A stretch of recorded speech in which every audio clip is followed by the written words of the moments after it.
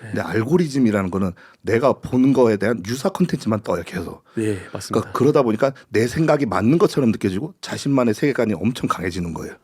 그래서 요즘 젊은 청년들이 경험이 없는데도 불구하고 본인의 주장을 되게 강하게 어필을. 그렇죠. 제발 넘어지지 않으려고 노력하지 말아라. 나처럼 넘어졌을 때 일어나는 방법을 배워라. 그 제가 봤을 때 테스트를 하는 건지 뭔지 모르겠지만은 네. 한 뭐 10을 갖다 쓰던 사람한테 1을 쓰게 만들어 버리는 거예요. 그러니까 이게 이 사람은 못 견디거든요. 그렇게 그러니까 하면. 이거를 내가 따라가야 될지. 네. 근데 저는 다 맡겼어요, 그냥. 저는 보디빌딩이 이제 대중화가 되려고 하면은 대중들에게 재미있는 요소를 줘야 돼요. 퍼니가 있으면 머니가 된다예요. 그러니까 정구. 네. 예. 그 새알이 예. 사실 85까지 만들었더라고요. 75인 저를. 10kg의 뭐 지방 없이 그냥 네네, 근육으로. 네. 사실 직만 쳤어야 되는데 다른 걸 쳐가지고 카이 그린 사진을 보여주면서 제가 얘기했어요. 이 사람은 스테로이드 사용자입니다라고 했는데 그럼 너도 써서 그렇게 만들고 와. 야, 네가 내추럴이라고 하면 우린 내추럴 아니냐? 이런 식으로 저를 굉장히 미워했었어요 처음에는. 그리고 저는 내추럴 대회를 10년 넘게 이제 뛰고 내추럴 선수로 활동하다가 그 내추럴에 대한 회의감을 느껴서 제가 30대가 돼서 케미컬 시장에 이제 발을 들이게 된 거고요. 제가 요즘 그 국내 보디빌딩 판을 들여다봤을 때 네. 너무 문제도 아닌 걸 갖다가 문제 삼아서 하는 게 많을 정도로 그래서 예. 에이블짐이 창립 11주년을 맞아 특별 프로모션을 진행합니다. 9월부터 10월까지 진행되는 이번 행사를 통해 역대 최대 할인 혜택을 제공합니다. 특히 한 지점만 이용하던 고객분들을 위한 단일 지점 이용권도 합리적인 가격으로 새롭게 출시되었으니 많은 관심 바랍니다. 11주년 할인 혜택에 대한 자세한 내용은 가까운 에이블짐 지점에 직접 문의하여 확인할 수 있습니다. 그리고 이번 팟캐스트에서 서울 40여 개 지점을 자유롭게 이용할 수 있는 프리미엄 월구독제 체험 이벤트 또 진행합니다. 참여 방법은 간단합니다. 에이블짐 각 지점별 후기를 댓글로 남겨주시면 추첨을 통해 한 분께 프리미엄 월구독제 체험권을 드립니다. 많은 참여 부탁드립니다. 팟캐스트 시작하겠습니다. 저희는 다 나갑니다. 편집 없이. 그래? 네. 망쳐놔야겠다. 자신 있지? 아마 이 영상만 쭉 그 돌려봐도 이제 문제점 여기저기 나올 거야. 기사거리 할 만한 것들.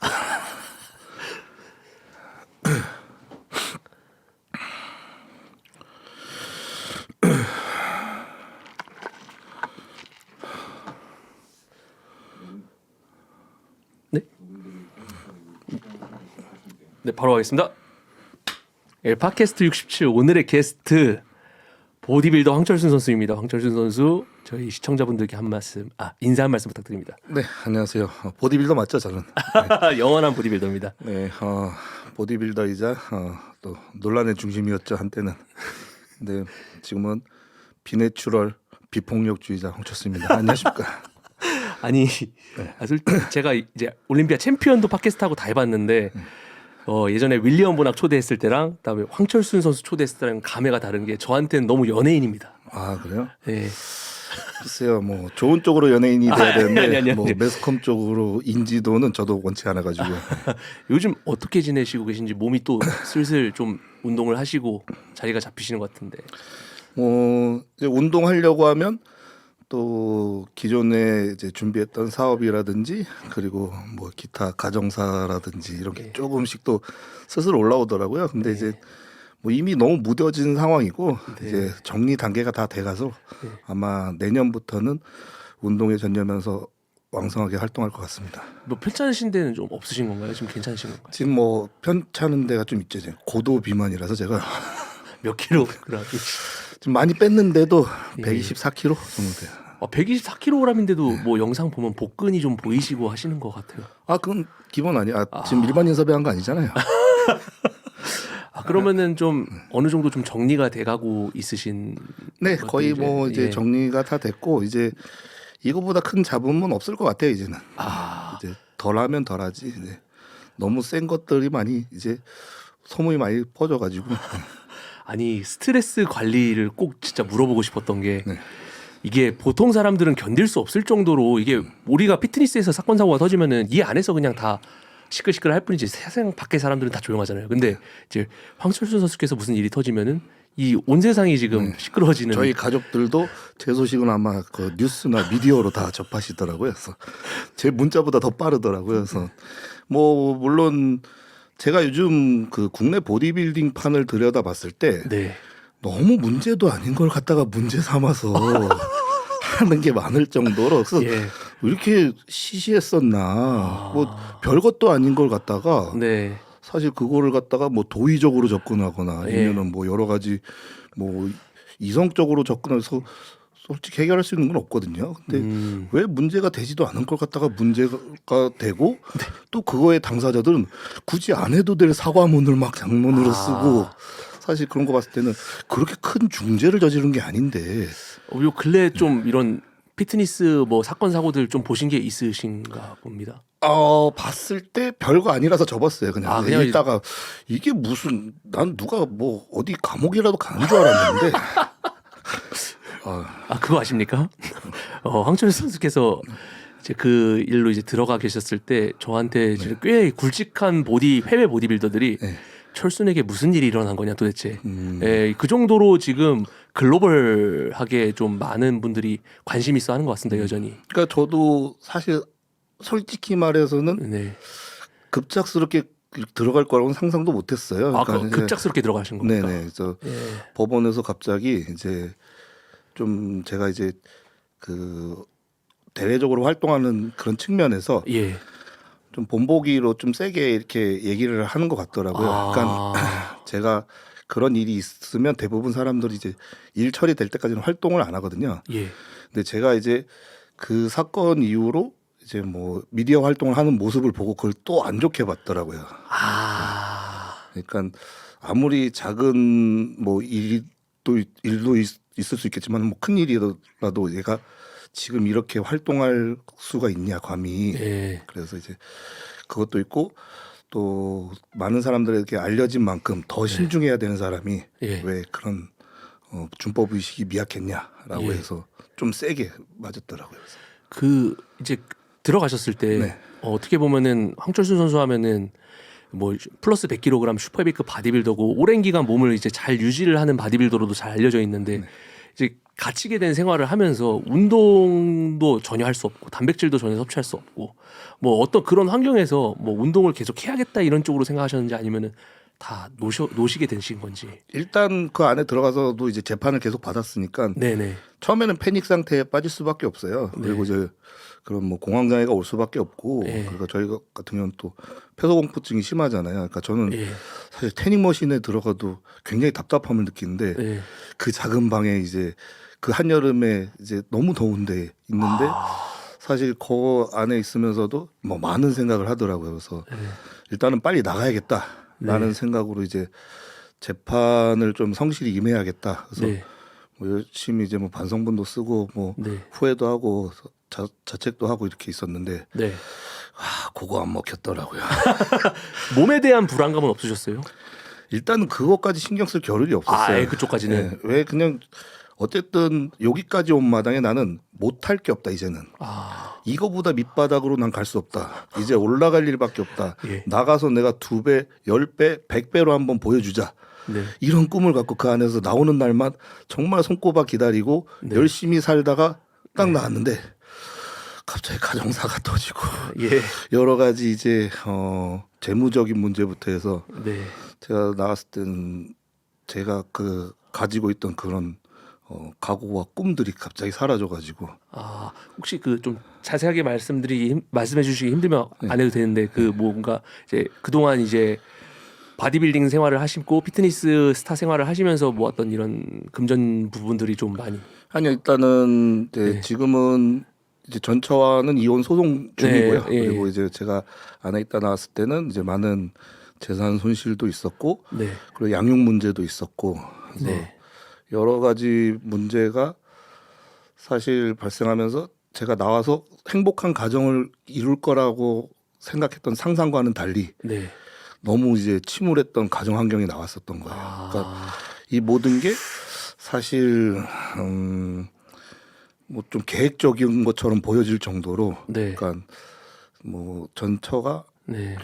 준비한 게 좀 많았었더라고요. 저랑은 완전 다른 방향으로.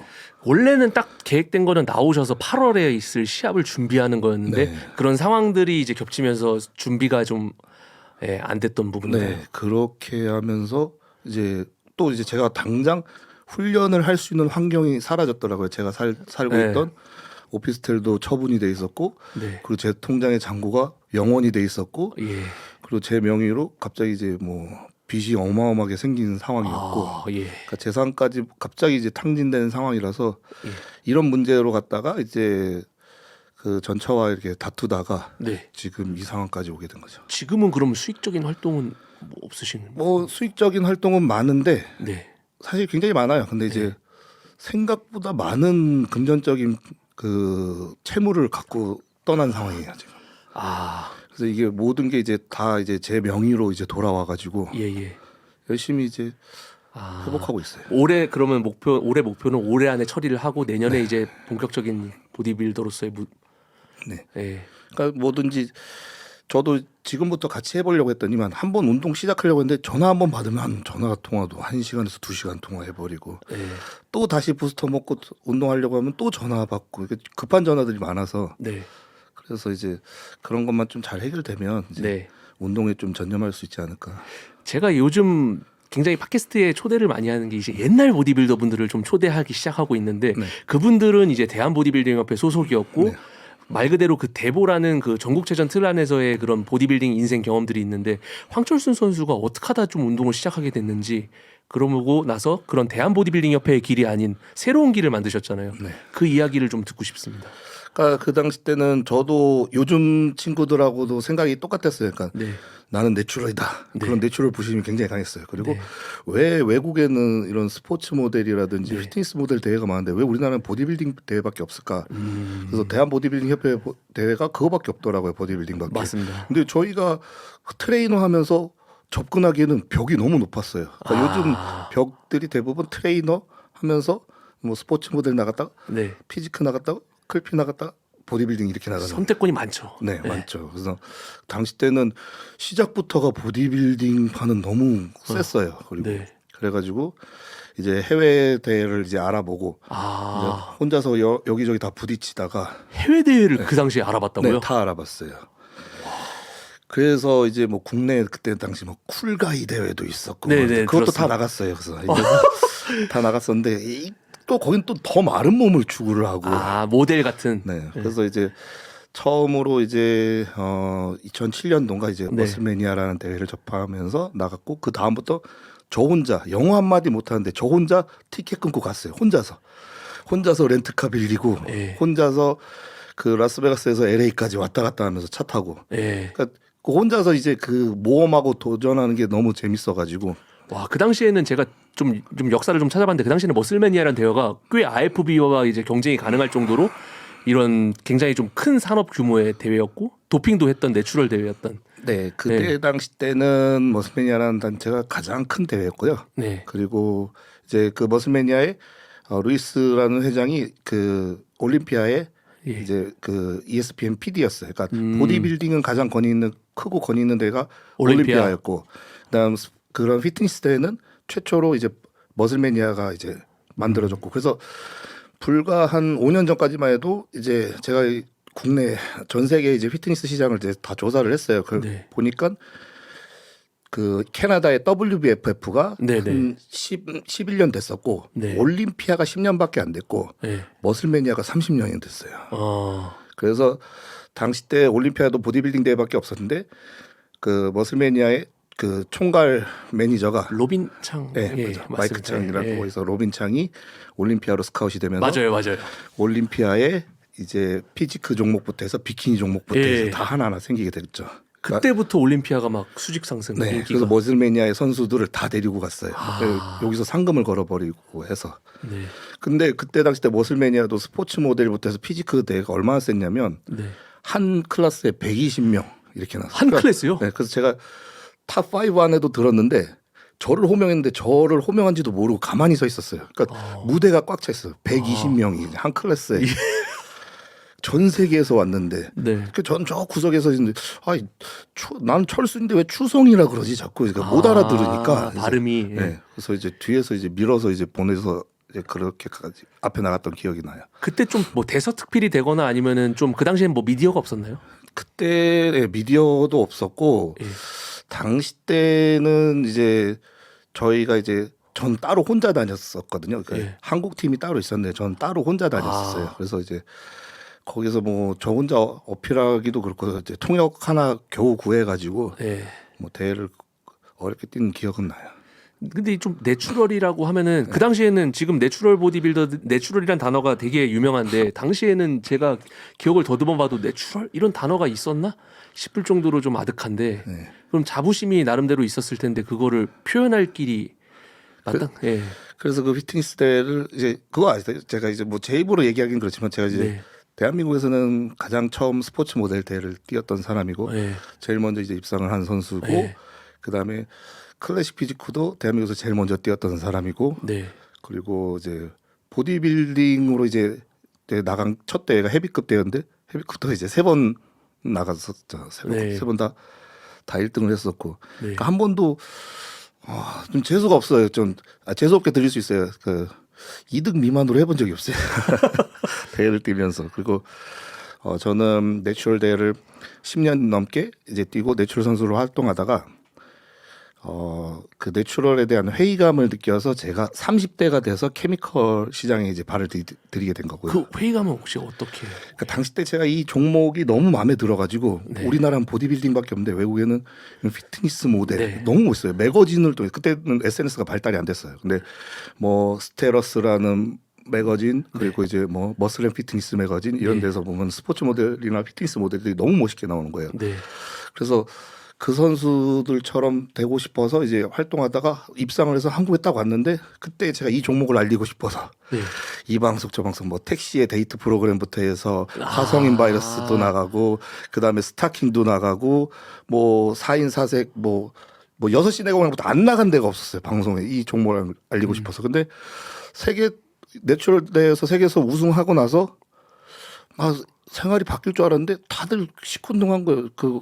그때는 또 대한민국에는 대한 보디빌딩 협회가 그쵸. 이제 자리를 잡고 있어서 뭐 저 딴따라 대회 나간 것 같다 뭐 어쩌라고 뭐 이런 식이었고 그리고 제가 안녕하세요 내추럴 보디빌더 황철수입니다라고 했을 때 네. 그 협회에서 야 네가 내추럴이라고 하면 우린 내추럴 아니냐 이런 식으로 저를 굉장히 미워했었어요 처음에는. 그래서 내추럴인데 내추럴이라고 말 못할까 난 솔직히 저분들 내추럴 아닌 것 같은데 그래서 저는 진짜 내추럴이라서 내추럴이라고 얘기했는데 네. 그거 갖다가 많은 질타가 있었어요. 그래서 그 얘기도 그렇지만은 제가 그래서 이제 스타킹 방송국에 나갔을 때 작가한테도 얘기했어요. 저 내추럴 세계 챔피언입니다. 근데 그때 포미닛 걸그룹 춤을 추게 시키더라고요. 그래서 아니 나 내추럴 세계 챔피언인데 이걸 왜 하냐라고 했는데 그때 저한테 그 작가가 사진을 보여준 게 카이 그린 사진이었어요. 그래서 아니 어떻게 몇 년도였습니까 혹시? 그게 2009년도인가 그럴 거예요. 그래서 그 스타킹 작가 보고 있지 지금. 어떻게 대중들을 그렇게 선동할 수가 있지? 카이 그린 사진을 보여주면서 제가 얘기했어요. 이 사람은 스테로이드 사용자입니다라고 했는데 그럼 너도 써서 그렇게 만들고 와 이렇게까지 얘기를 했어요. 방송에서. 네. 아니요. 방송 그 대기실에서 네. 제가 이제 왜 내가 걸그룹 춤을 춰야 되냐라고 예. 얘기했을 때 그럼 너도 이렇게 하고 와. 와. 그래서 저는 이제 우스꽝스러운 춤만 췄던 거죠 그때 이제. 네. 그래서 내가 생각했던 이건 아니었는데 근데 어쨌든 이 종목을 하려고 노력했는데 사실 이제 쉽게 봐주진 않더라고요 이제. 그래서 챔피언에서 그 다음에 불렀던 곳이 이제 코미디 프로그램에서 이제 코미디니까 징을 치게 해서 징도 한 7년 넘게 쳤어요. 그래서 이제 사실 징만 쳤어야 되는데 다른 걸 쳐가지고. 아니 근데 네. 그 당시에 좀 체중이 어느 정도 나가셨던 겁니까?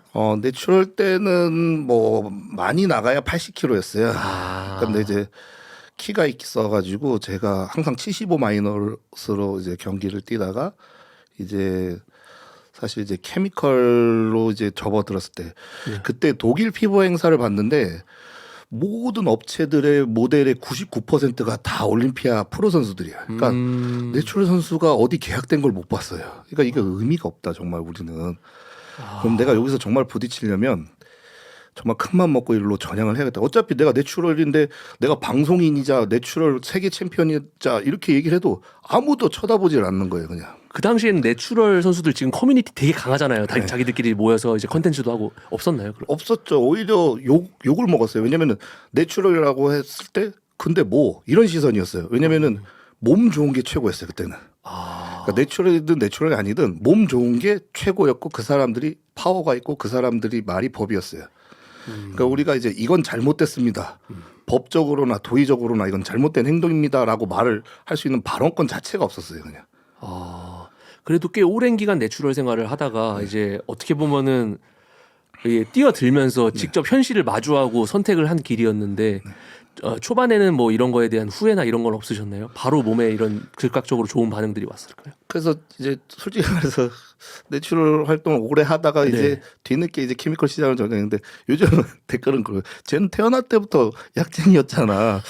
이런 얘기를 하는데 요즘 친구들은 예전에 저를 잘 모르기 때문에 그럴 수 있다고 쳐요. 근데 네. 이제 뭐 제가 또 이걸 보면은 우린 그런 말 한 적 없어. 넌 대신에 내추럴이라고 구라를 쳤잖아. 전 내추럴 때 구라를 쳐본 적이 없었어요. 그러니까 저는 단언컨대 제가 미디어 활동을 하면서 20년 가까이 미디어 활동하면서 저는 거짓말을 해본 적이 단 한 번도 없어요. 근데 이제 거짓말을 했다라고 몰아가는 형태에서 그때 사실 해명을 안 하면 네. 기정사실화를 만들어 네, 버리더라고요. 맞습니다. 그냥 무거운 묵묵부답으로 일관을 해도 그냥 자기들끼리 이제 해석을 하더라고요. 그래서 그때 결국에는 케미컬로 넘어왔을 때 네. 윈스트롤이라는 게 있어요. 경구. 네. 예. 그 새알이 예. 사실 85까지 만들었더라고요. 75인 저를. 10kg의 뭐 지방 없이 그냥 네네, 근육으로. 네. 그 다음 때 85로 뛸 수 있게끔 만들어줬어요. 그래서 제가 뭐 요즘 뭐 케미컬을 뭐 이제 뭐 강요하는 건 아니지만은 정말로 내가 불가피하게 케미컬 시장에 뛰어든다고 해서 한다라고 하면 그 친구들한테 일단은 내추럴로 한계까지 가야 된다. 그래야지 케미컬의 효과가 있는 거지. 네. 일단은 내추럴로 바꿀 수 있는 데까지 바꾸지 못하면은 케미컬도 의미가 없다라는 거거든요. 근데 요즘은 황철순 선수는 그때 이제 뭐 정보도 없었고 어떤 그런 피트니스 모델 쪽에 관심이 많았기 때문에 내추럴로 오래 활동했지만 요즘 보디빌딩 하는 친구들은 사실 20대 초반에도 바로 약물을 접하고 시작하는 경우가 굉장히 많거든요. 네. 그런 부분에 대해서는 좀 어떻게 생각하십니까? 그거는 굉장히 위험한 거고요. 사실 내추럴로 효과는 어느 정도 볼 수는 있어요. 열심히 하면은. 근데 그 효과에 대해서 한계점까지 갔을 때 케미컬의 소량도 효과를 볼 수 있는 건데 내추럴로도 효과를 못 보면은 대용량의 약물로도 반응하기 힘들다라는 거예요. 그거는. 왜냐하면 근육 성장의 원리가 그거잖아요. 운동이라는 건 그거예요. 근신경이 일단 발달이 돼야 되고요. 그리고 해당 근육을 주동근으로만 쓸 수 있어야 돼요. 이 두 가지를 확실하게 할 줄 알아야지 근 성장의 원리에서 이제 발달이 되는 거네요. 왜냐하면 그렇게 근육을 뭐 데미지를 줘야지 약이든 뭐든 그 근육한테 더 강하게 작용을 할 수가 있는 건데 내가 팔 운동을 하는데 팔이 운동이 안 되고 뭐 다리가 운동이 된다라고 하면 잘못된 거잖아요. 어쨌든 그래서 이제 저는 그때 내추럴로서 뭐 나름 활동을 오래 하다가 그 윈 새알이 사실 85까지 만들어준 역할을 해줬어요. 근데 그때 느꼈던 게 와 역시 이거는 진짜 신비의 묘약이다 이거는. 그래서 저는 이거를 그때 인젝부터 해서 효과가 있는 줄 알고 인젝부터 해서 뭐 단기간에 최대한 많이 써봤어요. 이게 조금의 이 정도도 효과가 있는데 네. 더 많이 사용하면 어떻게 될까? 네, 그래서 저는 이제 최고가 될 줄 알았는데 75에서 윈세알로 85까지 됐는데 85에서 인젝부터 해서 별의별 걸 다 해봤는데 90밖에 안 되더라고요. 오. 그러니까 이것도 의미가 없는 거구나. 그래서 뭐든지 단계적으로 가야 되는 거고 제일 중요한 거는 운동과 영양과 모든 게 이제 맞아 떨어졌을 때 얘네들이 이제 부가적인 효과를 하는 거지 얘네한테 의존했다고 해서 바로 바뀌는 건 아니다. 내 몸이 받아들일 용량을 이제 정해주지를 못하는데 갑자기 뭐 내가 내 몸은 미어캣인데 코끼리 용량을 쓴다고 해서 코끼리처럼 되지는 건 아니거든요. 몸에서 여러 가지 이제 트러블만 생기는 거지.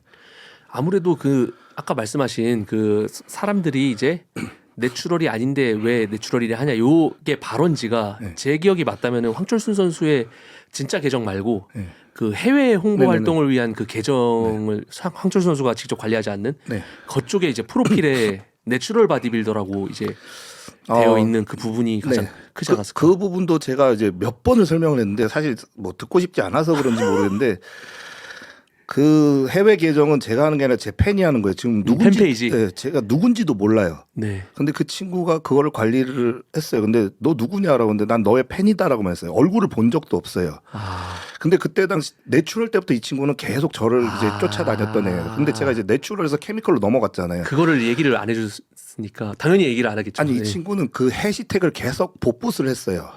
그러니까 내추럴 시기 때 있던 그 해시태그를 그대로 복사해서 붙이기를 하는 거예요. 그래서 내추럴 바디빌딩이라고. 근데 이거를 되게 나쁜 게 흑자였어요. 흑자가 그 페이지를 갖다가 거론하는데 분명히 저는 여기 있어요. 제 인스타그램은 이제 철순 오피셜이라고 해가지고 예. 한국 계정이라고 해서 거기서 한국말로 친절하게 다 써요. 여기에다가는 물어보지도 않아요. 근데 외국이 하는 외국놈 계정에 한글이 하나도 없어요. 그냥 영어로만 써진 걸 그거 해시태그에 그것만 보고 내가 그렇게 내추럴 코스프레를 했다라고 선동을 하기 시작했던 거죠 그때. 그 페이지가 팔로워가 더 많았잖아요. 그러니까 근데 팔로워가 더 많고 나는 분명히 그게 내가 하는 게 아니고 그리고 한국 사람이 거기 한글말 댓글이 하나도 없어요. 단 하나도 없어요. 누가 봐도 이거는 이제 외국에서 그냥 자기들끼리 이제 뭐 끼리끼리 하는 거지. 저는 제가 친절하게 제 한글로 제 계정에다가도 얘기했어요. 한국 페이지라고 제가 이제 철순 오피셜이라고. 근데 왜 내 거에다가는 한국말로 친절하게 써져 있는 데는 한국어로 질문조차 안 하고 왜 외국에 영어로 써진 것만 보고 와가지고 내가 그렇게 했다. 사실 그거는 뭐 일단은 뭐 제 얘기를 들어봐도 되는 건데 이제 네. 그렇게 뭐 판단을 했기 때문에 이제 그렇게 보여줄 수밖에 없죠. 그리고 한창 때 제가 황철순 선수를 이제 알고 와 정말 멋있다라고 했던 그 시기가 언제였냐면 율리시스 주니어, 뭐 시미언 판다 이런 완전 멋슬 모델들하고 이제 같이 뭐 투어를 다니시는 모습도 보고 했는데 그때는 그럼 언제쯤이셨던 거죠? 그때도 한 2012년 3년 이렇게 됐을 거예요. 왜냐면은 사실 저도 이제 제 롤 모델이 율리시스였고 오. 그 친구를 보고 저도 운동을 시작을 했는데 네. 그 사람하고 같은 무대에 설 거라고는 상상도 못했죠. 와. 그래서 이제 그 선수가 정말 스타성이 강했고 네. 미국에서 이제 가장 섹시한 운동선수 1위로까지 뽑혔던 선수였어요. 그 당시 맞습니다. 때. 그래가지고 와 미국은 이런 피트니스 모델들도 막 연예인 대우를 해주는구나. 막 주변 양옆에 매니저 2명을 동행하고 다니는데 저도 같은 라이벌 선수인데 옆에 서가지고 사진 찍고 싶다 막 이런 생각밖에 안 들었어요. 근데 이제 총 이제 율리시스 선수한테 이제 4번을 패배를 했었는데 그 뒤로부터는 이제 제 전성기가 왔었죠 이제. 아, 워낙에 엄청 유명했던 선수와 이제 경쟁 구도를 그리면서 덩달아서 또 엄청 세계적으로 유명해지게 된 것 같아요. 근데 세계적으로 엄청 유명해졌는데 그러한 분위기들이 좀 한국에서는 좀 같이 좀 도움이 되셨는지 아니면 크게 뭐 환경이 달라지는 게 없으셨는지. 사실 이제 한국은 반대로 이제 저는 이제 그 친구의 뭐 패션이라든지 이런 마인드라든지 이런 거를 굉장히 이제 많이 이제 본받고 따라했어요. 그러니까 네. 흑인들 패션들 멋있잖아요. 색깔별로 옷도 뭐 예쁘고. 네. 저도 이제 제 사상은 그렇게 했어요. 근데 이것도 광고 놈의 새끼가 이제 철순이 형 패션을 뭐 빨주노초 파란 분인데 솔직히 그 광고 이놈 새끼요. 비행기 한 번 안 타본 놈이에요. 네. 너 비행기 탈 때 신발 벗고 타는 거 기억해라. 이놈아는요. 비행기 한 번 타본 적 없고 외국 한 번 나가본 적이 없는 애야 걔는. 그 부천 안에서 지가 수염 기르면 그게 뭐 간지인 줄 알아요 그냥. 그 밖으로 나온 적이 없는 놈인데 그러니까 항상 보면은 그런 애들이 이제 좀 글로벌하게 활동하는 사람들의 마음을 1도 이해를 못 하는데 자기는 같은 동네 그 총구석 애들 있잖아요. 그 부천 옆에 이제 뭐 소사 막 이런 애들 다 모아가지고 선동을 해요. 그럼 그 코 파는 애들이 맞아 강고 형 말이 짱이야 막 이래 우르르 와가지고 또 바퀴벌레 같이 공격을 하는 거예요. 그냥 그래서 사실 뭐 강고 같은 애들이 사실 패션 보면요, 그 우리는 이렇게 보세처럼 보이지만은 뒤에 보면 막 유명 브랜드예요. 강고는 알잖아요. 루이비통이면 로고 제일 큰 걸로 사잖아요. 일부러 자기가 이거를 이 마크가 크지 않으면 그 시장통 옷인 줄 알아요. 걔는 그래서 걔는 이제 그 옷 못 입는 애들이 그 명품 로고 큰 것만 박힌 거 입어요, 막. 그런 거밖에 안 입으면서 이제 철순이 형 옷을 빨주 노초 파나 뭐막 이렇게 입는다. 저는 그때도 기억나요. 드레드 머리 이렇게 쭉 그 레게 머리 네. 이렇게 하셔가지고 레게도 그 진짜 멋있었는데. 저 율리시스가 너무 멋있더라고요. 그래서 그 사람의 이제 행동뿐만 아니라 SNS까지 이제 다 따라를 했어요. 그러니까 사실 그 친구들이 돈을 벌 수 있는 게 SNS로 돈을 벌었던 거죠. 저도 이제 미국의 회장이 너 동양인들이 문제가 뭐냐면 SNS라. 그리고 특히나 한국이 좀 심해요. 연예인들이 SNS 하면은 연예인급이 떨어지는 줄 알았는데 드웨인 존슨이나 이런 헐리우드 탑스타들도 SNS 다 했어요. 그때는. 네. 엄청 열심히 그것 때문에 더 탑스타가 됐더라는 거예요. 그러니까 드웨인 존슨이 이제 호날두와 이제 비슷하게 이제 인스타그램 팔로워 전 세계 1위예요. 네. 드웨인 존슨이 좀 영화 한 편에 500억에서 800억을 받고 이제 막 1000억까지 받는데 왜냐면은 영화 홍보비가 안 들어요. 이 사람은 전 맞네요. 세계 홍보가 다 돼버려요. 영화 제작비가 엄청 절약이 돼요. 이런 사람들이 있으면은. 그래서 드웨인 존슨이 이제 그때 당시 때 인스타 팔로워 전 세계 1위였고 그 빈 디젤이 이제 페이스북 1위였고 예. 그 이 친구들이 이제 분노의 질주를 이제 딱 찍었을 때 난리가 났던 거죠 이제. 그래가지고 우리도 그런 스포테이너를 만들어야 된다고 해서 이제 보디빌딩 쪽에 그런 여러 가지 엔터 요소들 그리고 그런 탤런트적인 요소들을 계속 집어넣었어요. 그걸 했는데 저 혼자 앞서가면 뭐하냐. 막상 한국에 들어오면 막혀요. 저 보디빌더가 춤추는 게 저거 뭐냐. 그리고 또 이제 뭐 이제 지금 요즘 뭐 어린 친구들은 철순이 형 이제 나이도 40 넘었는데 난 늙어서 저렇게 되진 말아야지 하는데 사실 이제 그런 미디어가 굉장히 중요한 거거든요. 제가 뭐 이제 요즘은 뭐 릴스라든지 이런 여러 SNS 활동을 하는데 사실 너희들은 모를까 그거 하나가 광고 효과랑 파급력이 어느 정도인지 월급이 아닌 연봉 수준이 될 수 있는데 그 1분짜리가 사실은. 근데 그걸 알면은 철순이 형처럼 살아야지가 될 거야 아마 이제. 근데 이제 한국 정서에는 와 나이 먹고 저거 뭐야 주책이지 저게. 근데 제가 여태까지 롱런했던 이유 중에 하나도 제가 이제 또 다음 주 목요일에 또 몽골 행사를 광고 촬영 네. 때문에 뭐 물론 나쁜 짓도 했지만은 실력으로도 인정해주는 나라들이 많아요. 그러니까요. 네, 그래서 인도도 마찬가지고.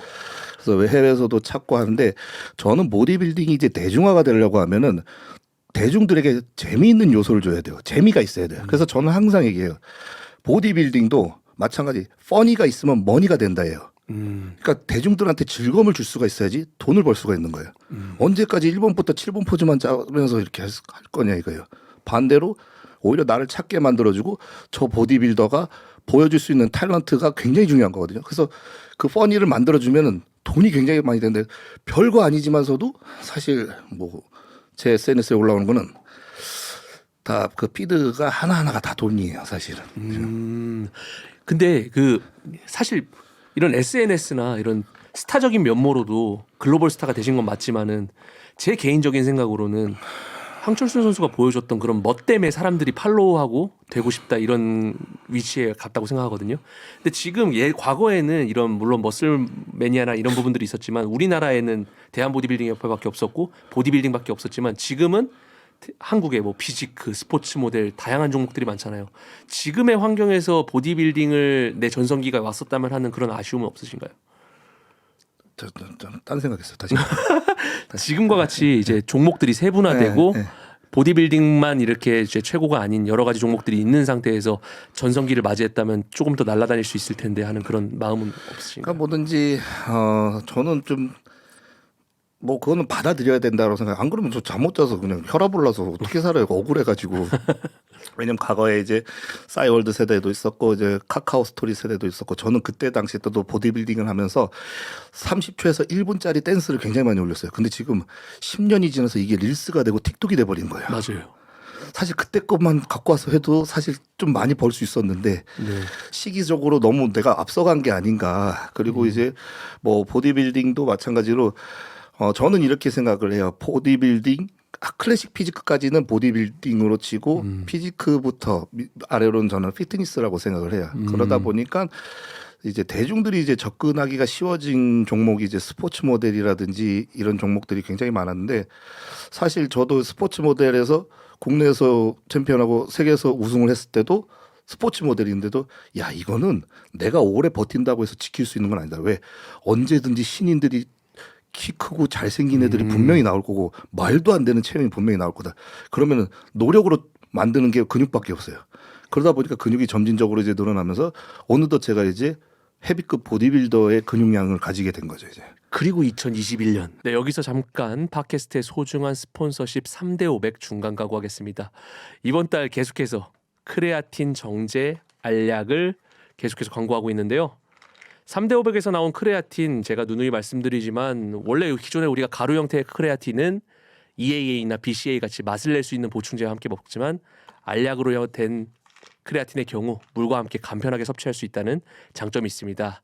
알약 하나당 3g의 크레아틴을 포함하고 있기 때문에 성인 남자 기준으로 한 2알 정도 드시면 좋을 것 같습니다. 그리고 요즘 계속해서 여성분들한테 크레아틴이 좋다는 이제 연구 결과가 계속 나오고 있는데 추석이 좀 다가오니까 챙겨주실 수 있는 어머니라든지 뭐 여자친구가 있으신 분들은 여자친구께 선물해보는 것도 좋을 것 같습니다. 전 제품 할인 코드 대문자 TFE15를 사용하시면 15% 추가 할인 받으실 수 있으니 절대 빼먹지 말고 사용하시길 추천드립니다. 팟캐스트 재개하겠습니다. 네. 제가 가장 이제 보디빌딩 팬으로서 미디어로서 가장 기억에 남는 한 해가 아니었나 싶었는데 어떻게 보면은 한국의 보디빌딩 무대에 나오겠다 선언을 하셨잖아요. MPC 무대. 그리고 거기에 이제 당시에 이제 해외급 떠오르는 유망주들하고 직접 몸 부딪히면서 경쟁을 하게 된 건데 당시에 제 기억이 맞다면은 크리스 아세토 코치랑 또 함께 했던 기억이 납니다. 네. 그리고 크리스 아세토랑도 했었고 그 전에는 크리스 코미어랑 같이 했었고. 네, 맞습니다. 그래서 이제 뭐 운동은 실제로 배운 거는 이제 크리스 코미한테 배우고 영양은 이제 크리스 아세토한테 배웠고 그래서 사실 이 친구들도 그런 걸 되게 좋아해요. 리터칭하는 걸. 그러니까 사실 아예 가능성 없는 애를 갖다가 키우진 않아요. 이제 좀 돼 있는 사람들을 막판에 제일 많이 한 게 밀로사 체프잖아요. 네. 좀 돼 있는 사람들을 데리고 가서 성엽이 잘 만들고 있나 모르겠네 지금. 지금 니릴 코치 나가고 그래서 니리요. 그 동네가 다 리터칭 위주예요 보면은. 네. 그래서 이제 저도 그때 배우면서 우리랑은 굉장히 많이 다르구나 성격이. 근데 요즘 국내에서 뭐 영양 코치를 한다든지 뭐 운동 코치를 한다든지 이런 선수들은 과연 출처가 어디서 나온 건지 그걸 좀 배우고 싶어요. 저도 그러니까 공유를 한번 해보고 싶어요. 저도 이제 들었을 때 굉장히 새로웠었거든요. 네. 그러니까 뭐 크리스 아세토는 저한테 직접 얘기를 했던 게 크리스 아세토 아카데미에서도 제가 이제 또 올림피아의 마스터 코치 자격이 있거든요. 네. 크리스 아세토와 함께 일주일 동안 이제 교육을 받으면서 그 안에서 그 영양학 회복 교육을 받으면서 있었는데 크리스 아세토는 골드짐 최초 이제 최연소 트레이너였어요. 그리고 그 친구가 염분에 관한 논문을 발표한 선수고요. 맞습니다. 그래가지고 그 코치가 똑같이 이제 그 제이 커틀러를 이제 마지막에 코칭할 때도 그냥 모든 걸 다 선수한테 용기를 주고 다 맡겨줬어요. 마지막에. 그래서 막판에 로니 콜먼을 이겼어요. 그때도. 맞습니다. 그래서 근데 크리스 아세토가 굉장히 안전하게 하는 선수였는데 그 고인이 된 선수 있었잖아요. 몸 예쁜 선수 이름 뭐였지? 크리스 아세토랑 함께 했는데 고인이 된 선수 말씀인가? 세드릭 아니 그 2위였던 숀 로든. 근데 숀 로든이랑은 이제 2018년까지 하고 숀 로든이 이제 어떤 법적 문제 때문에 네네 그 문제도 있었고 사실 이제 근데 그게 뭐 결말은 안 나왔거든요. 근데 이제 사실 거기서 이제 크리스 아세토가 많이 의기소침해졌어요. 숀 로든이 사실 그렇게 될 거라고는 상상도 못했었는데. 신장 문제로 아마. 네. 근데 크리스 아세토는 제가 본 코치 중에 대한민국보다 더 적게 용량을 이제. 그리고 뭐 좀 사람을 되게 잘 보는 것 같아요. 근데 우리나라 선수들은 아마 크리스 아세토 선수한테 가면 아마 못 배울 것 같아요. 왜냐면은 말도 안 되는 용량, 제가 봤을 때 테스트를 하는 건지 뭔지 모르겠지만은 한 뭐 10을 갖다 쓰던 사람한테 1을 쓰게 만들어 버리는 거예요.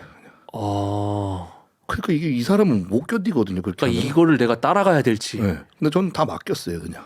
그냥 한번 믿고 그냥. 네. 그리고 무대 당일날 펌핑 뭘로 하냐라고 했는데 뭐 피자 먹을까 먹어도 아니 닭가슴살 먹으래. 그럼 나 펌핑 뭐 하냐고. 보충제도 먹지 말고 뭐 물도 먹지 말고 오레오 한 개만 먹으래요. 진짜입니까? 그래서 이게 무슨 방법이야 도대체. 그런데 시간이 지나서 그 자료를 봤을 때 김준호 클래식 때 이제 그 자료를 봤을 때 이때 좀 그래도 끝까지 드라이해지긴 했구나. 네. 내가. 귀여운 음악이 나오고 있습니다. 황철순 선수 이승철 클래식에 이어서 또다시 무대에 올랐습니다. 자, 프론 더블 바이셉스로 시작을 하고 있습니다. 자, 황철순 선수 또 엔터테이너적인 모습으로 관중들의 환호를 끌어내고 있습니다. 사이드 체스트 포즈. 자, 황철순 선수 이승철 클래식 때보다 다이어트가 조금 더 된 모습이거든요. 제가 봤을 때는. 또 후면 포즈, 포징, 굉장히 또 다양한 엔터테이너적인 모습들을 보여주고 있습니다. 굉장히 거대한 상체 매스감과 모스큘라 포즈로서까지 보여주고 있고요. 보디빌더로서 정말 이것은 최근에 굉장히 많은 화제를 불러일으키고 있는 제로 투 댄스 아닌가요? 네. 황철순 선수 확실히 그 후면 하체 부분의 다이어트 상태가 이승철 클래식 때보다 더 훌륭하다고 말씀드릴 수가 있습니다. 왜냐면은 저도 여기서는 좀 펌핑을 해서 불려야 될 거라고 생각을 했는데 반대로 무대 올라가기 직전까지 닭가슴살만 먹겠어요. 그냥. 그때가 아마 처음으로 이제 대중들한테 와, 황철순 선수가 헤비급 보디빌더였네? 라는 인식을 처음으로 좀 알게 한 것 같아요. 그렇죠. 그래서 사실 그런 루머가 되게 많았었거든요. 야, 피트니스가 무슨 보디빌딩 대회를 나와. 근데 저는 국내 첫 보디빌딩 대회가 이제 헤비급 대회였어요. 이승철 클래식이었죠. 또 있어요. 이두희 클래식, 이승철 클래식, 그리고 김준호 클래식. 맞아요. 헤비급 다 나가서 3번 다 1등을 했고요. 맞아. 오버럴전에서만 이제 사실 좀 암묵적으로 뭔가 갈렸겠죠. 이제 제가 이제 대회를 안 뛴다라는 소식이 있으니까. 이유인성 선수가 그래도 IFBB에서 다시 돌아왔습니다. 그러니까 사실 제가 이것도 한 5년 전에 예고를 했는데 프로들이 이제 곧 있으면 다시 돌아올 거다. 사실 프로를 더 죽이는 거거든요, 이거는. 룰 바뀐 거 최근에 말씀이십니까? 아니 룰 바뀌기 전부터도요. 네. 사실 프로들이 그렇게 자유롭지 못했어요. 돈을 버는 환경도 못 만들었고. 그래서 제가 굳이 프로를 딸 이유가 없다라고 생각하는 게 저는 반대로 두바이 쪽에만 가도 사설 대회가 굉장히 많아요. 거기 찬조 나가는데 돈이 또 어마어마하게 챙겨주는 데도 있어요. 사설 대회인데도 그냥 재벌이 하나 그냥 쇼로 열어요. 그냥 이렇게. 네. 근데 그런데도 못 나가잖아요. 뭐 올림피아. 완전 바로 밴당하죠. 그러니까 뭐 그런 걸 따졌을 때 왜 선수들의 활동을 막을까 저렇게. 네. 선수들을 오히려 더 돋아주지 못할 망정. 근데 아이러니하게 그 방법으로 IFBB가 독점을 해온 거기 때문에 계속 그 방법을 고수하는 것 같습니다. 근데 IFBB도 이번에 많이 바뀌더라고요. 내년에 이제 또 저한테 이제 찬조까지 할 수 있냐고 물어보더라고요. 그러니까 IFBB 선수가 아닌 외부 선수도 이제 찬조를 맡길. 저는 근데 그렇게 했어요. 항상 아시아 쪽에 IFBB 프로쇼의 찬조를 제가 제일 많이 뛰었죠. 그래도. 그렇죠. 뭐 쉐루까지 하셨으니까. 그러니까 뭐 그런 거 다 따지고 보면은 아시아에서도 프로모터들한테 그런 자격을 주는데 그 나라의 문화에 맞게끔 변경은 해도 좋다라는 조항이 있어요. 그러면 아시아에서는 황철순이라는 애를 써야 된다. 흥행을 위해서라면 그럼 그렇게 해라라고 한 거거든요. 글로벌이라는 것들을 이 황철순 선수가 과거부터 도전을 해오면서 이런 수익을 구조를 이제 만들어 놨잖아요. 근데 그 이후에 사실상 그 좀 따라가는 후배들은 나타나지 않고 있잖아요. 글로벌 스타로서. 그게 좀 안타까운 게 뭐냐면은 우리 후배 선수들이 사실 기량적인 면이나 노력적인 면은 대단해요. 근데 그 탤런트가 왜 무섭냐면은 사실 겸허하게 수렴할 수 있는 그런 멘탈이 없어요. 그러니까 아직도 대중들의 눈치를 보면서 훈련을 해요. 그러니까 내가 성적이 미끄러지면 또 조롱거리가 된다. 이런 마인드가 박혀 있어요. 그리고 조금만 튀면은 손가락질 받고 웃음거리가 되고 욕할 거다 분명히. 이런 거에 대해서 되게 두려워하더라고요. 그러니까 저는 항상 후배들한테 얘기해요. 제발 넘어지지 않으려고 노력하지 말아라. 나처럼 넘어졌을 때 일어나는 방법을 배워라. 그러니까 아무리 넘어져도 일어나는 방법을 알잖아요. 전혀 데미지가 없어요. 근데 대부분의 지금 후배 선수들은 지금까지 쌓아온 커리어를 안 무너뜨리려고 넘어지지 않으려고 너무 안전하게. 그러니까 내가 가지고 있는 재능마저도 숨겨버릴 정도로 소극적으로 활동을 해요. 그러니까 사실 지금 정도면은 뭐 예능 쪽으로 장상엽 선수가 조금 예능 쪽으로 하다가도 조금 흐트러지는 모습 있으면 또 우르르 가서 공격을 해버리고 이런 게 나오기 때문에 사실 그런 걸 두려워하면 안 되거든요. 그 대중들이 보디빌더들한테 원하는 그런 윤리적이나 도덕적인 그 잣대가 좀 높다고 생각하시나요? 그건 어쩔 수가 없어요. 그러니까 뭐 몸 좋으면요 모든 남자들이 피해 의식을 가질 수밖에 없어요. 그리고 열등감을 가질 수밖에 없어요. 그러니까 왜 결국에는 뭐 법적인 문제로 따지고 이게 어쨌든 스테로이드는 불법 아니냐. 근데 불법이지만 그 사람들한테 피해를 주는 건 전혀 없거든요. 그러니까 이런 거잖아요. 우리가 이제 뭐 아우토반에서 레이싱 경기를 해요. 근데 F1 경기를 갔어요. 우리는 불법 엔진 튜닝이 허용된 공간이에요. 그 레이싱 경기는. 그럼 다 같이 암묵적인 불법 룰에 맞춰서 경주를 하는 거죠. 근데 나 혼자 마티즈 차를 갖고 와가지고 나 혼자 엔진 순정이다 나. 너네들은 다 불법 튜닝 아니냐. 그건 아우터반에서 할 수 있는 소리가 아니거든요. 그러니까 우리가 케미컬 선수들은 그 프로 무대에서만 이제 서로의 암묵적인 동등한 룰에서 경쟁을 하는 거예요.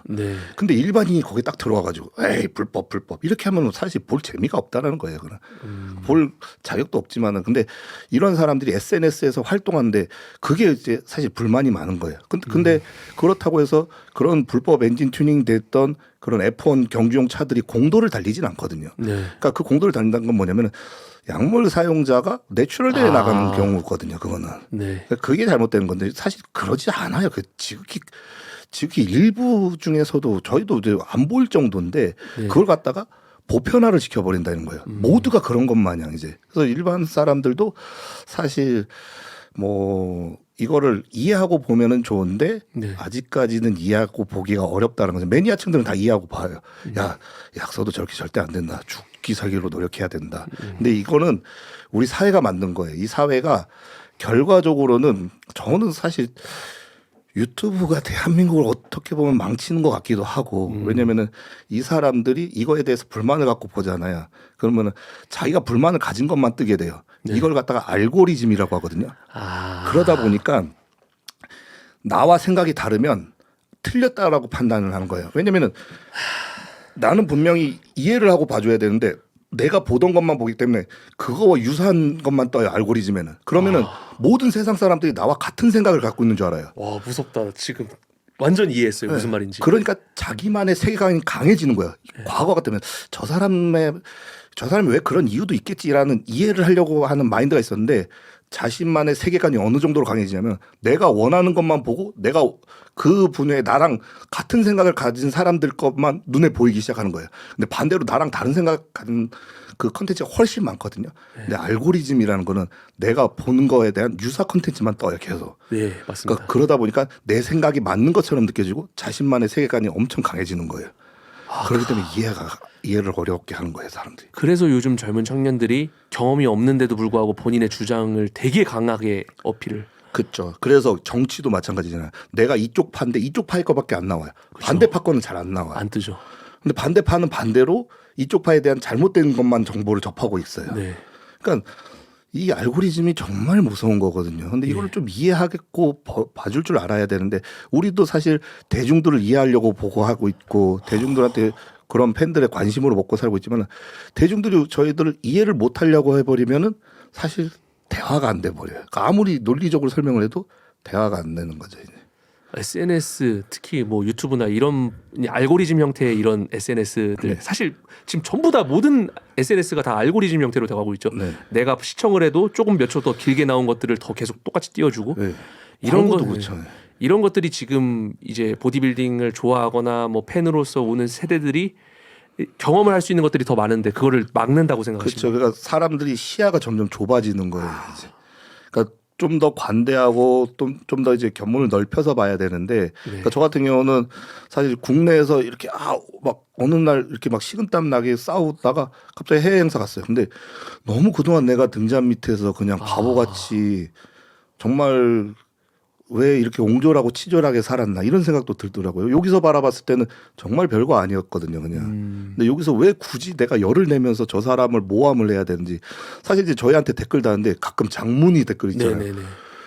아니 무슨 피해를 받았는지 모르겠지만은 너무 그걸 갖다가 구차하게 다 얘기를 하는 거예요. 너네들은 불법이고 그러다가 뭐 장기갑이 되고 빨리 죽는다 뭐 한다 뭐 그리고 어쨌든 뭐 불법 거리면서 그렇게 얘기하면 저희도 대화가 어려워져요. 근데 대한민국은 야동을 봐도 불법인 나라인데 야동 한 번 안 본 사람이 그렇게 얘기하는 건 없잖아요, 사실. 네. 그러니까 이게 내로남불이 되는 거예요. 그리고 너도 이게 뭐 이제 뭐 강간 뭐 요즘 뭐 TV를 보면은 좀 비보들이 많잖아요. 그러면은 이제 하다못해 뭐 제 그냥 의견이에요. 네. 뭐 고 이성균 씨 같은 경우도 보면은 마약으로 혐의를 몰아갔을 때 음성이 나왔으면 마약으로 끝내줘야 되는데 갑자기 뭐 통화 녹취록 뭐 꺼내서 뭐 이걸로 불륜으로 몰아가더라고요. 아, 몰아갔으면 그래서 그럼 혐의가 없으면은 그동안 욕했던 거에 대해서 미안하다라고는 해줘야 되잖아요. 우리가 잘못 오해했습니다 네. 하고 넘어가줘야 되는데 요렇게 찔러놓고 이게 아니면 요걸로 찔러넣어요. 그럼 이렇게 털어서 먼지 안 나온 사람이 어디 있어요? 걸릴 때까지 계속 몰아붙이는 건데. 그래서 이런 게 조금 너무 속이 좁아진 것 같아요. 그렇게 털어서 먼지 안 나온 사람 없을 거예요 아마. 마치 그냥 정해놓고 트랩처럼 네. 예, 걸릴 때까지 그렇게 돼버리는. 예. 그래서 이제 뭐 솔직히 뭐 김세론 씨 같은 경우도 솔직히 안타까운 게 뭐 음주운전은 물론 나쁜 거지만은 자숙 기간도 오랫동안 가졌고 다시 활동하려고 하니까 또 과거에 그 음주 기록을 꺼내면서 또 이제 굉장히 끌어내리더라고요. 근데 결국에는 극단적인 선택을 했을 때 그 잘못은 또 이제 뭐 다른 배우 김수현 배우한테 넘기더라고. 언론이 죽였는데 제가 봐도 그 악플을 유도하게 만들었잖아요. 근데 네. 언론이 그렇게 만들어 놓고서 그 탓은 김수현 씨 탓으로 돌려버리고. 근데 저는 이렇게 생각해요. 음주운전이 잠재적인 살인 행위라고 이렇게 사람들이 그렇게 하면서 공격을 하지만 악플이야말로 대놓고 하는 살인 행위거든요. 그거는 악플로 죽은 사람이 더 많아요. 악플은 의도적인 거거든요. 네. 목표를 정하고 하는 거잖아요. 음주운전은 뭐 판단 미스로 해서 사고 낼 확률이 높다라는 거지. 네. 물론 같은 뭐 잠재적 살인일 수는 있지만 근데 사실 악플은 더 심한 거거든요. 이거는 내가 의식해서 저 사람을 타겟을 정해놓고 계획적으로 공격을 하는 거잖아요. 그 수많은 그런 사람 일반인들이 견디기 힘든 수많은 역경을 견디셨던 것이 지금 어떻게 보면 글로벌 스타에서 여기 세계 곳곳에서 불러주잖아요. 네. 그러한 부분들 때문에 좀 이겨내는데 도움이 됐다고 생각하십니까? 근데 그런 것도 있지만 사실 저도 이런 거를 이제 이해하고 이제 제가 말을 할 수 있을 정도잖아요. 근데 다른 후배 선수들은 이거 들으면 굉장히 힘들어하더라고요. 악플조차도 되게 힘들어하더라고요. 근데 대놓고 이제 아니 이거 악플 하나 뭐 못 견디고 뭐 아니 우리가 평가 정도 할 수 있지 않냐? 그건 말도 안 되는 소리예요. 그 평가 당연히 할 수 있죠. 근데 예를 들어 우리 아버지 세대 때 그랬잖아요. 축구를 시청하는데 골을 못 넣으면 아이씨 야 밥만 먹고 공만 찬 놈들이 저걸 못 집어넣어. 그거는 TV를 보고 간접적인 뒷담화잖아요. 예. 근데 대놓고 손흥민 선수 얼굴에다 대놓고 아 그것도 못 나요. 밥만 먹고 공 찼는데. 근데 그거 갖다 뭐라면 왜 평가도 못해? 못하지 임마. 왜 그건 대놓고 하는 거는 에티켓이 잘못해. 애초에 잘못 배운 거예요. 그거는. 근데 대놓고 저희한테도 얘기해요. 아니 그럼 평가도 못해. 내가 보는 앞에서 내 앞에서 하는 얘기는 그거는 평가가 아니라 조롱이지. 앞에다 대놓고 그건 모욕이지. 차라리 안 보는 공간에서 평가를 하는 건 상관이 없어요. 그거는. 근데 면전에다 대놓고 왜 그래 그걸 평가라고. 그게 뭔 말 같지도 않은 왜 자기네들끼리 그런 룰을 만든지 모르겠어요. 평가할 수 있다. 근데 평가를 할 거면 평가만 해라. 근데 왜 조롱을 면전에다 대놓고 하냐. 다들 희한하게 해석을 하더라고요. 그걸 갖다가. 이게 평가와 뭐 그 친구들의 논리는 평가와 이 비난 조롱을 되게 모호하게 만드는데 이거 확실히 구분되어 있거든. 제 생각에는. 비판은 있을 수 있지만 네. 비난을 한다라는 것 자체는 그 상처를 주면 그러니까 이게 상대방이 들었을 때 상처가 되면 안 되거든요. 근데 이 사람은 그런 멘탈을 받아들일 수 있는 마인드가 없어요. 그러면 이 사람한테는 그렇게 하면 안 돼요. 이 사람이 갑자기 그 얘기를 듣고 극단적인 선택을 해버리면은 그러면 딴 데서 이유를 찾을걸요, 무조건. 아, 저 스테로이드로 인한 우울증으로 인한 극단적인 선택. 본인이 죽여놓고서 그렇게 따지면은.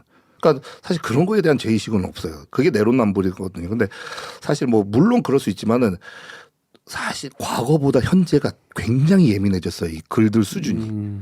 그러니까 이거를 과연 견디기가 쉬울까? 아무리 이제 경기가 어렵고 삶이 이제 질이 많이 떨어져도 사람들이 이 예민성에 대해서는 선수들이 감당하기가 되게 어려워진 시대인 것 같아요 지금. 아까 앞서 말씀하신 그런 알고리즘으로 괴물화가 된 사람들이 진짜 많아진 것 같아요. 그러니까요. 예. 저도 사실 잘한 거는 거의 안 나오더라고요 이제. 근데 이제 과거의 사건 기록들만 줄줄이 나와요. 보면은 이제 아 내가 정말 물론 조심했었어야 되고 뭐 아직도 반성은 하고 있지만은 네. 와 내가 사회에 이런 악당이 되고 파렴치한 괴물이 돼 있었다니 이런 얘기를 봤을 때 이거는 씻을 수가 없더라고요. 그러니까 아무리 고쳐보려고 해도 근데 그 보디빌딩 코어층, 피트니스 코어층 팬들은 황철순 선수를 여전히 응원하고 있는 거는 그래도 알고 계신 거죠. 네, 그 코어층들은 다 40, 50대들. 아, 저희 30대도 있습니다. 요즘 20대들은 예. 이 사람 뭔데 이래요. 그러니까 요즘 또 떠오르는 스타들이 계속해서 나오기 때문에 뭐 활동하면은 또 이제 나올 수 있는데 활동을 하면 그 또 알고리즘이라는 게 있어요. 또 과거에 제 그 안 좋은 소식들이 이제 또 이제 알고리즘 무섭네요. 네. 이제 향후의 계획을 좀 듣고 싶은데 아까 전에 올해 안에는 좀 여러 가지 소사들을 좀 정리를 하고 계시는 중이라 했는데 내년에는 또 어떤 계획을 하고 계신지 궁금합니다. 내년에는 몸 관리를 해서 이제 좀 다시 그런 탤런트적인 활동을 해보고 싶어요. 그러니까 퍼포먼스 쪽으로는 전 세계에서 아무도 못 쫓아오게끔 네. 다시 치고 좀 올라가고 싶고 네. 퍼포먼스와 더불어 몸은 더 업그레이드가 됐고 아 저 사람 역시는 역시구나라는 얘기가 나올 때까지 하려고 하고 있어요. 그 한 시대를 동시에 이제 좀 했던 뭐 율리시스라든지 카이 그린, 롤리 윙클라 이런 선수들이 사실 지금은 활동을 하는데도 좀 알고리즘에서 좀 많이 벗어났고 관심도도 많이 떨어진다 이런 걸 보시면은 그래도 황철수 선수는 계속해서 그 관심을 유지를 하고 계시잖아요. 네. 그 친구들을 봤을 땐 좀 안타까운 마음은 없으신지. 아니요. 그 선수들은 저보다 나이가 7살에서 10살이 많아요. 그럼 저에게도 향후 한 7, 8년은 기회가 있지 않을까 이런 생각을 저도 50대까지는 열심히 뛰어볼 것 같고 네. 그래서 그 선수들의 업적은 아직도 또 기억을 해주고 있죠. 남아있기 때문에 뭐 로니 콜먼이라고 해서 지금 뭐 휠체어 탄다고 해서 사람들이 무시하는 건 없잖아요. 네. 영원히 이제 기억에 남을 텐데 네. 저도 한번 뭐 꼭 선수로서까지는 아니더라도 그래도 무대 위에서는 야 저 사람 쇼는 꼭 봐야 돼라는 네. 이제 인식이 들 수 있게끔 하고 싶어요. 제 개인적인 바람은 아까 말씀드린 그 롤리 카이 이런 선수들은 관심도가 떨어졌는데 황철수 선수는 계속 50 넘으셔서도 계속 인기가 유지됐으면 좋겠습니다. 저는 그거는 자신 있어요. 그러니까 저도 관리를 하면 좀 뭘까 어려 보이긴 하더라고요. 관리를 하면 사실 윙클라라 네. 카이 그린이 미남형은 아니었어요. 동안도 아니었고 시작부터. 그래서 이제 저는 좀 더 젊게 살 수 있지 않을까. 그리고 또 이제 얼마 전에 아이언 클래식에서 이제 사회도 보고 하셨기 때문에 가까운 곳에서 우리 이제 네로라 하는 바디빌더들 모습 쫙 봤잖아요. 네. 내년에 다 이기실 수 있은. 저는 솔직히 이긴다 이런 얘기보다 그러니까 국내 선수를 이긴다 아니 저는 사실 국내가 목표가 아닌 사람이에요. 사실 지금 그래서 제가 어떤 생각을 했냐면 그때 운동 꾸준히 할 걸 왜 이런 생각을 좀 사실 그 전에 한 3년 전에 리건 그라임즈랑 같이 훈련하면서 이 친구 생각보다 몸이 그렇게 좋지는 않네. 근데 리건 그라임즈도 저 체중을 보고 깜짝 놀란 거예요. 저보다 한 20kg가 더 많이 나갔었는데 그 당시 때. 근데 왜 너가 더 커 보이냐 이 정도로 얘기했어요. 리건 그라임즈가. 근데 리건 그라임즈가 지금 꾸준히 하면서 상당히 많이 발전을 했잖아요. 많이 치고 올라왔죠. 네, 좀 많이 발전을 하고 이런 모습 봤을 때 내가 그때 그냥 꾸준히 했을 걸. 그리고 삼손 선수도 사실 정말 아무것도 없었을 때 제가 봤거든요. 근데 이 친구가 올림피아 우승까지 했다. 챔피언이. 와 그런 거 봤을 때는 사람의 그 노력과 그 꾸준함은 정말 무서운 거구나. 근데 저 같은 경우는 사실 노력이나 꾸준함도 중요하지만은 한국 사회는 좀 그래요. 그러니까 뭐 물론 지금 후배 선수들이 열심히 하는 것도 좋지만은 선수로서 현역으로서 왕성할 때 비즈니스를 해야 돼요. 이게 제일 중요해요. 왜냐하면은 몸값이 올라갈 때 비즈니스까지 같이 뛰어줘야 되는 거거든요. 왜 내가 이제 예를 들어 이제 은퇴를 했어요. 네. 근데 예전에 제 사진을 꺼내면서 저 옛날에 황철순이었습니다.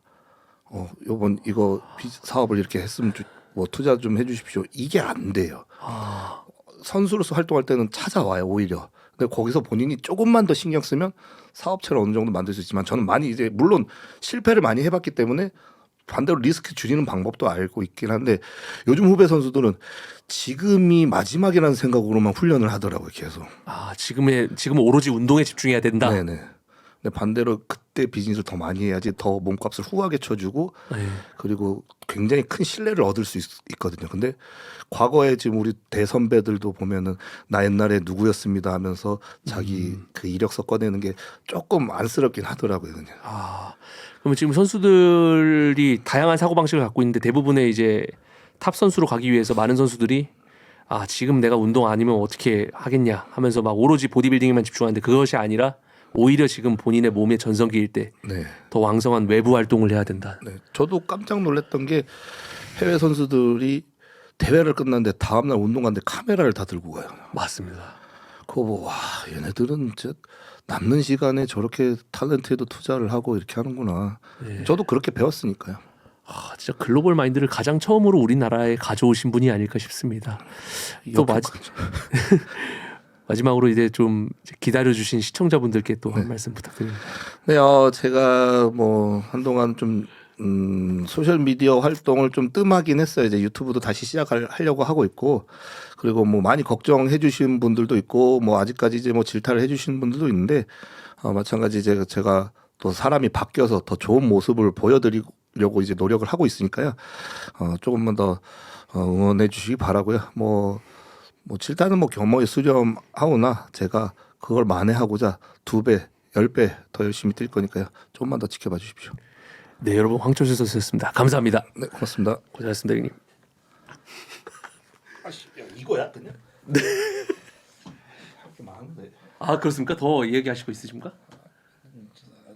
좀난 센 거 나갈 줄 알았는데. 뭐 더 말씀하셔도 상관없습니다, 형님. 나중에 뭐 반응 보고 재밌으면 한번 더 하면 되지. 언제든지. 그래도 1시간 한 거 같은데요? 아닌가?